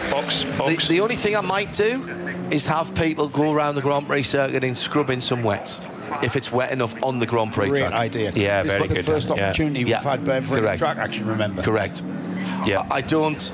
And scrub in some cut slicks too. Why not? There seems to be quite a lot of teams doing that, just going out onto the Grand Prix and coming back into the pits again. Now, we don't usually scrub in slicks. However, when you are using it as an intermediate, you need to scrub that sheen off the tyre for it to bite immediately. Yeah. That's a good point, actually. I don't know what the regs are about getting slicks cut to intermediates, whether you have to have new tyres and then they give you them back, or whether you can give them a partially scrubbed slick. I presume it's new tyres only. new customers only. A lot of when you look at when we were walking around the back of to find out. When we were walking around the back of the garages yesterday, the tyres are in big kind of tents, if you like, where the tyre warmers and ovens are. And a lot of them are already pre-cut and they look brand new. So I think your new slick goes to your chosen tyre manufacturer. They're cut as per the regulations by the manufacturer and then delivered back to the teams as and when they need them. And going around the paddock, you look at the little, every here we've got what are called confidential tyres. Yes. So you can have a front right that's specific to an Audi or a rear left that's specific to a Porsche and so on. And so you can have, this is what they used to have in the GTLM days, confidential tyres where you can develop it specifically for that car. So that you'll see the markings on the side. So that's down to a relationship between the manufacturer or the team with the tyre company. Correct, yes. And that's perhaps why we've got so many tyre companies involved, because you want a bespoke tyre to suit your car and try to gain that advantage. Yeah, and because if you're allowed to do it, then do it, of course. Although on the timesheets, in terms of the best completed lap, you've got the number 72 BMW RMG, fastest 8:21.4, the Schnitzelalm Mercedes Pro-Am car, number 11 8:21.8, and then the Manthey Porsche 8:22. Look at the theoretical best, which is the best sector for each car added together. The Manthey car is by far the quickest in this session, 8:17.7. The only car that's even partially equipped for this weather is the Subaru WRX from STI, so Subaru Technic International, stalwarts of this race. It's the number 88 car. It's got a huge amount of class wins. Carlo Van Damme behind the wheel of that Scooby at the moment. We checked this. It is the only all-wheel drive car in the race now. Running Falcon tyres, Japanese tyre brand, Japanese car, of course. Carlo Van Damme in the car right now, 6 wins in class here. A real expert. One thing to mention about Falcon, they throw a lot of resources, and they have a tyre testing centre here on Gottlieb Daimlerstrasse, which runs parallel to the road that runs parallel with the Dottinger Höhe. It's the next one back across where all of the technology centres are for the various companies. Hyundai have got one there now, as well as Aston Martin, Jaguar have had one in the past, and there's a number of others as well, tyre companies. Falcon do have a slight disadvantage from the other tyre manufacturers who compete here, in that they still manufacture their tyres in their home country of Japan. So the information gets fed back from any testing or the NLS races. That's instantaneous nowadays. It's not like you've got to send a letter or a pigeon. Right. So that's going back straight away. Oh, we tried these new compounds or constructions or whatever. But then they've got to be manufactured. Then they've got to get them here. And that is... You can't send them over the internet. No, you can't send the tyres over the internet. And they're not 3D printing them on Gottlieb. So there is a little bit of a lag in terms of them getting over to say, right, we've taken, right, Mr. Bradley, thank you very much indeed for your notes, for your tyre testing notes. We're going to make a new batch up and we want you to try them. Still waiting. You're going to fly it. You are going to fly it. But it's not going to be... Can you imagine the cost of that? The air freight back and forward from Japan. That's a big cost. The other thing about... However, they're very good at reacting. That means they have... I would imagine so. They have, down through the years, they have built up a fabulous way of working. And should say as well that although all of the cars will have Falcon over the front wheel arches, that's because they are an event sponsor. It's not because they're running the tyres. They're not necessarily running the tyres. 10 different tyre manufacturers. The other thing about trying to gain that advantage, we're not necessarily talking about a lap time here. We're talking about a race time here. We're talking about stretching the stint. Yeah. And again, stretching the stint, we talk about fuel save at other tracks and the like. It's completely different here. So what we're going to see in a stint, well, how long's a stint? 7. So you're not going to see a tyre stretching. You won't double. The only time you might double stint or leave a tyre on is when you're outside the constraints of the timed pit stop, which is in the last 70 minutes of the race. Yeah. So you might do a stint and a half. So there's no point in. But what you want is consistency, Joe, through the stint, and consistency in a hugely different set of temperature ranges. Might as well get the boogie boards out at the minute, because the Hankook, another tyre company, Hankook Porsche, is that the 98 car? It's a Porsche Cup car that's running in SPX, and you think, well, if it's a Porsche Cup car, why can't it run in Cup 2? Because in Cup 2 you have to run another brand of tyres, which is Michelin tyre. So the Hankook are here developing. They've got a huge number of motorsport programs coming up. So Hankook have been supplying tyres to things like DTM, Formula E. They've got WRC contract coming up very soon. Endurance tyres used in the 24H. I've raced on Hankooks. Yeah, they're very good. Just a point on Falcon, if I might. In terms of that, talking about that development coming back and forward, whatever they've brought for the 2024 or the early part of the 2024 season in the dry on the Nürburgring has been absolutely fantastic. You've got 9 sectors around the circuit. 6 of them, the Falcon Porsches have been the quickest. So that tells you all you need to know about the dry pace. The wet is just a complete mystery. Nobody knows at this stage, and the driver of that Hankook Porsche at the moment is doing an amazing job. Yeah, I was about to say, there's a bow wave in front of that Hankook Porsche, and that's the top of the hill at Hamburg, isn't it? They're going to drop down into the Vauxhall any moment now. The hazard flashes are on, not because I think there's any issue, but just because they are driving so slowly. Stephen Cho doing a great job keeping that car anywhere near the road. That's really tough. We did see Conrad getting some full slicks ready, so with 13 minutes still to... Put wets on. Full I hope wets. they're not going out and wash slicks.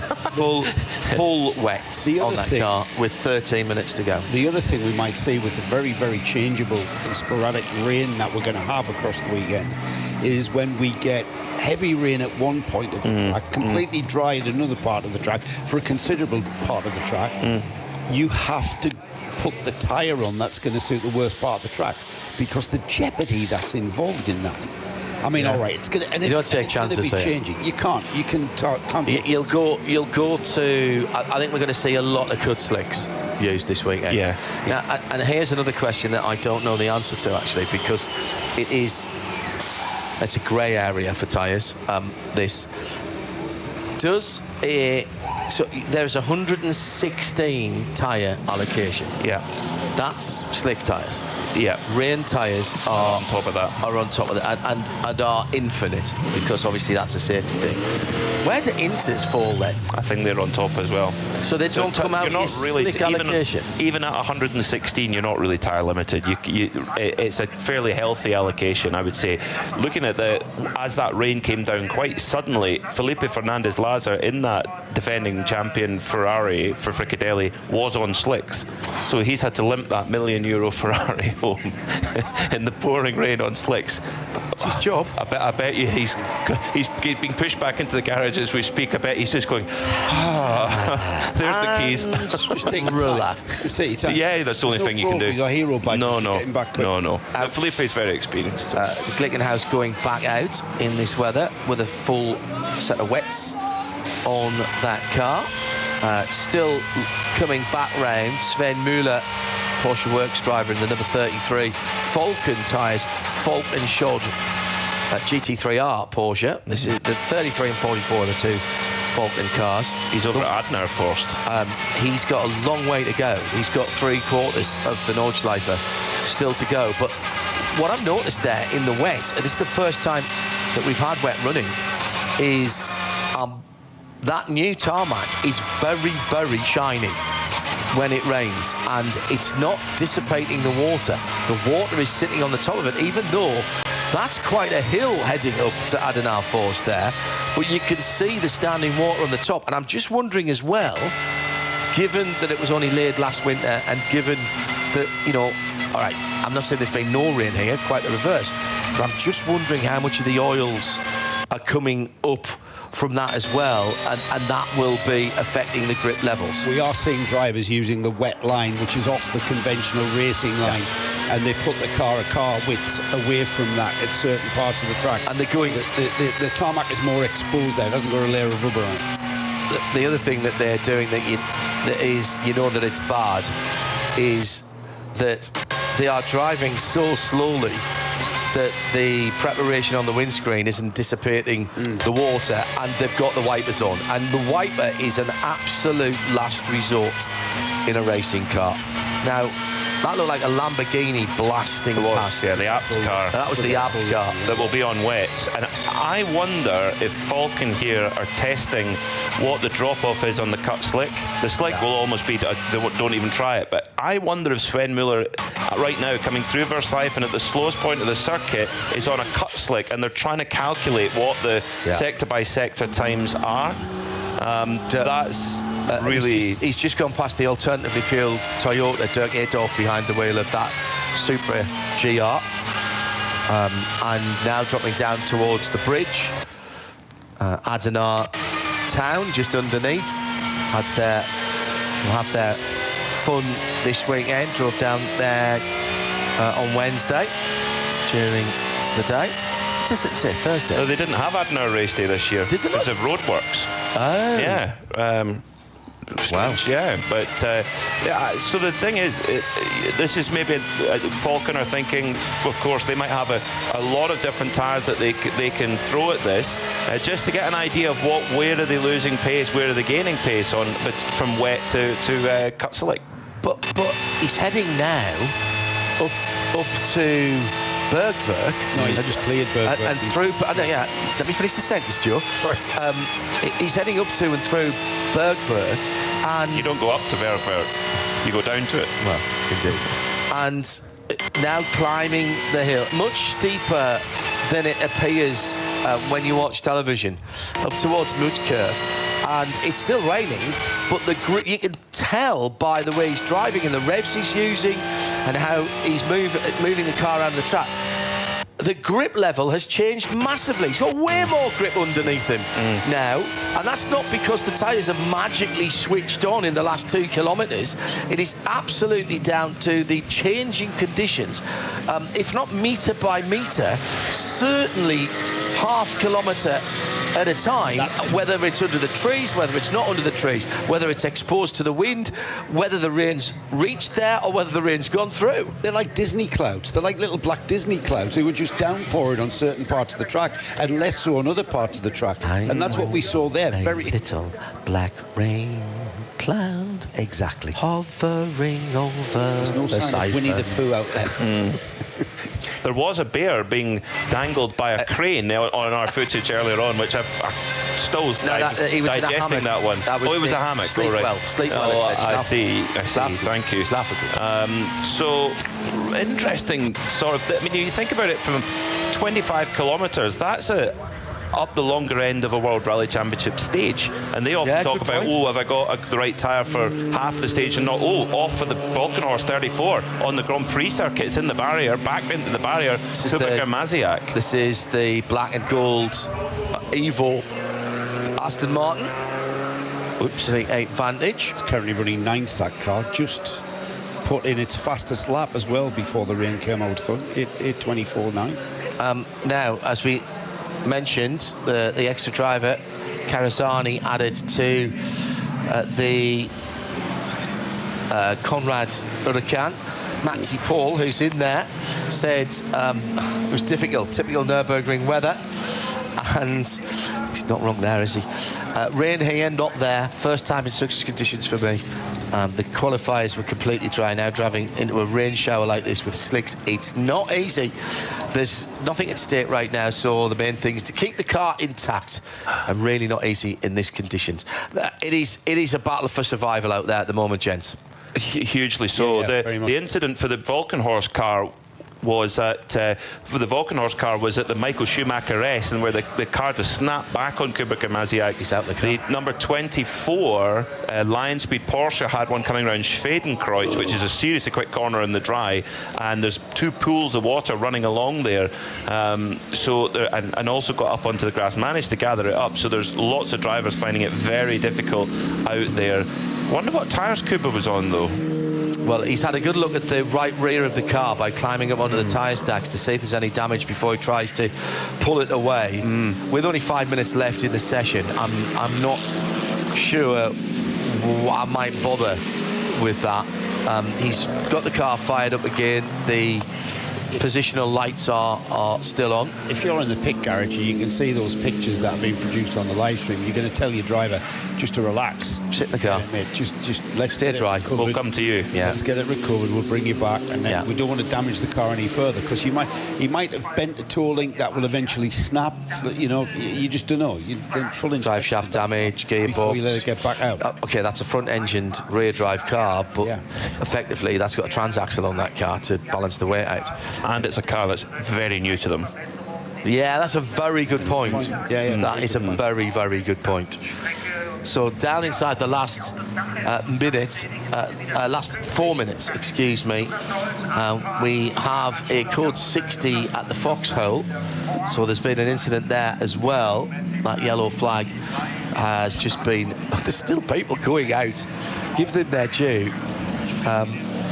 Trying to spot some of these cars that we're seeing for the first time. Rover Racing you can't miss, and even accelerating off the pit lane speed limit, a little wiggle from the 99 car. The 98 car is in 7th position at the moment, the 99 in 10th, and have we got the brothers out? Oh no, I was just about to say, the 2 Vantors out at the same time, but the Manthey car's in the pit lane. The fact that we, at 20 minutes, when the rain came, we said, would you go back out? That's why we're commentators, because everybody, it seems, is having a look at this. This is probably more representative of what we're going to see in the race. Yeah, absolutely. That's a fair point. Yeah, absolutely a fair point. Well, thanks for being with us, and thanks for keeping us going at RSL_studio. Hashtag is RSL_N24. And thank you to everybody who has been watching and listening. Daz says, so it's confirmed no Manta. And he's not got a happy smiling face with that one.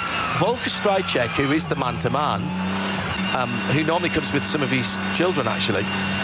The Manta has not returned. He is in a Cupra, isn't he? Volker Strycek, yes. Yeah, which mirrors...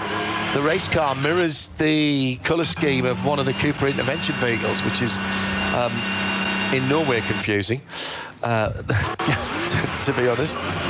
So we'll keep an eye out open for him and point that out. But yeah, no Manta. There was a fire in the workshop, I believe, as Dries Vanthoor is now getting up to speed in the Rover Racing number 99 BMW. Dries will be loving this. This will be drifting. I have absolutely no doubt whatsoever. I'm guessing Dries Vanthoor is on full wets, and the thing is oversteering all over the place. I mean, the standing water is making it really tricky. I think he's inducing some of that as well, though. I think he's just having a carry on. Oh, yes. That sounds like Dries. All right. Are you going out onto the Nordschleife? No, thank you. No, he is. No, he's not. Oh, he's not. No, he's not. Straight back into the pit lane. Aston Martin with Kuba Gamaziak with under-tray damage at the back. The diffuser has broken a couple of strakes off on the right rear. There's a wee bit of bodywork damage as well, but all 4 wheels are pointing vaguely in the right direction. You're his team manager, Bradley. Are you happy with him driving that back? I actually am. I thought he was out on the Nordschleife. He wasn't. No, he's only on the Grand Prix track. Yeah. Is he on wets there? Looks like it. Yeah, it looked like wets. It looks like there's a bit of spray coming up, so... Well, you can see you can see how slippery it is there. On wet. Touch the throttle on wet. It's just so wet that your wet tyre is aquaplaning. And this is where you spare a thought for, obviously for the drivers and the teams, but for race control as well. They've got to be watching every metre of the circuit and trying to assess it all and check that it's still safe to go out there. We've also had an incident for the Indy Donchy, Vincent Kolb. Yeah, that was the one from Schwedenkreuz. managed to not have an impact with that. He did very well. Yeah. Slid over the curb and into the meadow towards Arenberg, the grassed area. That's one of the bigger grassed areas, in fairness. He did a very good job there. Down to the last few seconds. Checkered flag will be being ready. We'll stay with this, of course, because there's cars still out on the Nordschleife. Joe will tell us how many more cars there are to come round. Checkered flag is out in front of us, and yellow flag's out at Klostertal, although the track is now showing clear on the Grand Prix circuit. Let's see anybody who has... Still a lot of cars out in the Nordschleife, Right. John. Thank you. I'll do a quick rundown of the teams who, at the moment, are... Oh, where's that going? Oh, there we are. The teams who, at the moment... Oh, I see what I did there. Are leading their classes whilst we wait for cars to come back in. There we are. So, if I read out some numbers and teams, Peter, if you want to... Okay. So SP9, we know, was led by the team at the top of the timing charts, the number 72 BMW team RMG. In Cup 2, 19th position, the 148 Black Falcon team, leading in Cup 2. SPX is Glickenhaus, 706 in 29th. Dürr Motorsports, number 55, is it SP11? So that's the GT2 KTM. Of course it is. Of course it is. In 41st position, the Subaru STI WRX, the SP4T leader. That's the number 88. We'll call that number a lot, actually. TCR, Hyundai, N Motorsport, the number 830. That's the Manuel Lauk car, isn't it? The TCR. Dürr Motorsport in SP10. That's the... Now, SP10 is sort of GT4. GT4 non-turbocharged, isn't it? No, GT4, it's SP10. SP10, you can have a turbocharged car, yes. For example, Schnitzler Racing have a turbocharged Mercedes. So that's the 169 car leading that track, that class. Oliver Sandberg was last that's out. an Aston Martin. Right, okay. With a turbo engine in it. Yeah. Hoffer by Bonk in the 888 lead 83. That's the Kroll family outing, isn't it? In that car. 4 Motors, GmbH for the 82 in 47th. That's number 320. That's BMW then, isn't it? Number 320. You would suspect so, and that's in the alternatively fueled class. No, it's not actually. It's the 4 Motors GmbH car, 911 GT3 Cup of 992 generation, but alternatively fueled. A Nürburgring legend, none other than 4-time winner Smudo is in that car. Smudo, the German rapper. Behind, or next up in the classes, SRS Team Zorgren Sport number 959, an all-wheel drive Porsche with shades of blue livery. No, not at all, but it should be with 959 on it, shouldn't it? in the Cup 3, they're in a very creditable 48th position overall. I'm very impressed by that. In SP6, it's Hoffer again. That's the Prince family outing in the 207 car. Yes, M3 E46 GTR. Right. Yeah. SP3T next to number 311, the MSC Zenzig EV im ADAC. Audi TT. Which may have Quattro. It's an Audi TTS. Oh, now. So it may have Quattro. Now, that's a very good call, Peter. Very good call. Up to race, the 680 leads the 240i class. The 460 is next, the V6 leader. And that's about all we've got time for today.